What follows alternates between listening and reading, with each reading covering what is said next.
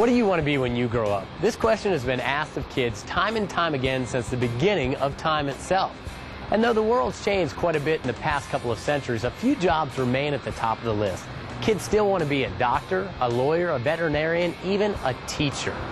Now, over the past few decades, a few new jobs have topped the list. I mean, you never heard a kid in the 50s saying they wanted to be a website designer or a multimedia content specialist. Well, a few of these new jobs top the list on every playground across the world. So the question is, kids, what do you want to be when you grow up? I want to be a lawyer. I want to be a doctor. I want to be a veterinarian. I want to be a football player. I want to be a movie star. I want to be a rock star.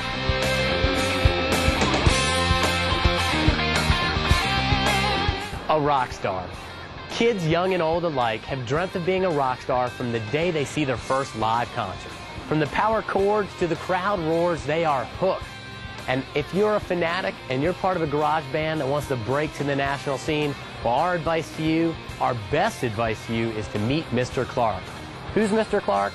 No, he's not a producer, a fancy publicist, not even an ex-rocker himself. Who is Mr. Clark? Well, let's meet him. Retired Navy senior chief, an old ex-school principal, an ex-coach. In fact, I moved in August 1960 and started the athletic program at Gulf Coast Junior College. I bought on their first basketball, baseball, and first aid kit. And they've done well since then. And our premise is, when a band moves here, these are not Mr. Clark's sheds. These are our sheds. The time that these young people do, the time they spend. Because when a group comes to me, we have a particular set of rules. We all meet together so that they know who that old man is walking around out there. And we discuss our rules. And if they decide they can't do them, well, then they go someplace else. And how does Mr. Clark fit the rock star picture? Well, enter the Sheds in Panama City Beach, Florida. Now, Mr. Clark owns the Sheds, and since 1986 has been renting them to bands of all ages as a place to practice, a place to gather, a place to grow, and a place to learn. Not just about the music, but about respect and about being part of something bigger. I mean, it's pretty cool. This place has tons of history, tons of history.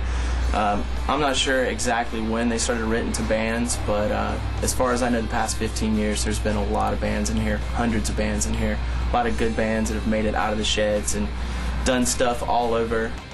You got the older guys. It ranges from kids that go to high school all the way up to probably guys in their mid to late 30s. They come out here to either listen to music or play. A lot of friends here at the Sheds. Everybody's pretty close out here. Keep an eye on each other, have each other's back. That's pretty much all it is. And this is just a good place where we can all come and practice, not having to worry about getting shut down, having some parents yell at you for, or just, annoying neighbors. Actually, I met these guys here. I moved down here from Alaska and just happened to stop by here, and that's kind of how I met these dudes. So, about, I guess, 10 years ago. Yeah, we moved here. John and I moved here in '92, and we had a practice place out in Lynn Haven with our guitarist, and had to move out of there because his parents said it was getting out of hand. So, first place to go to is the Sheds, and we came out here and walked through and saw all the bands, saw it was a good place to practice, so we jumped in. There's a lot of respect. You meet all kinds of people out here. All you can do is just try to get along with each other so you're not at each other's throats. So yeah, respect's definitely a key. And where did this attitude of respect and family come from? How did a group of Sheds across the street from a Walmart become such a cultural and generational melting pot? Well, for that answer, we only have to go as far as the owner. If you give respect, you get it. I tell these young people, I don't deal with yes and no's simply because I want to be sure that they yes sir, no sir, to any adult they deal with. And I stress to them, if you want an adult to listen to you, you say yes sir and no sir, then they'll listen. And listen is the most important word in the English language. I've been married 62 years to a very pretty girl, and I contribute the word listen to one of the reasons. When Kitty Clark talks, I listen. As I say, dealing with these young people keeps me in the world of our youth. Basically, I don't use the word kids.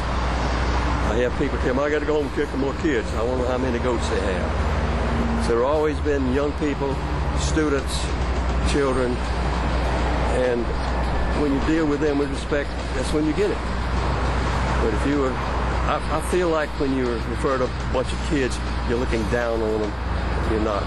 So, hooray for our young people. And love Mr. Clark. So. Yeah, Mr. Clark. Yeah, the whole scene owes tons to Mr. Clark. Yeah, I mean, truly. there's really, literally no other place to practice other than here, unless you have your own place, you know, your own house to do it. So, Mr. Clark, he's strict and he's hard, but he's let us do it, and that's great. He's given us a home, and he's been really straightforward and really cool to us the whole time. So he has his moods, but I mean, you know, he deals with a lot of bands out here, and you could only imagine what that must be like. So. The band sheds, where it's not about one's look, one's age, or even the style of one's music. It's simply about the expression of the music itself. And I tell them, I hope one of these days I'll be able to say I knew you when. And it does happen. I think we all know that even if we never see the outside of this shed, we'll always be happy just being together and hanging out and jamming. Just playing. Yeah, just rocking out. But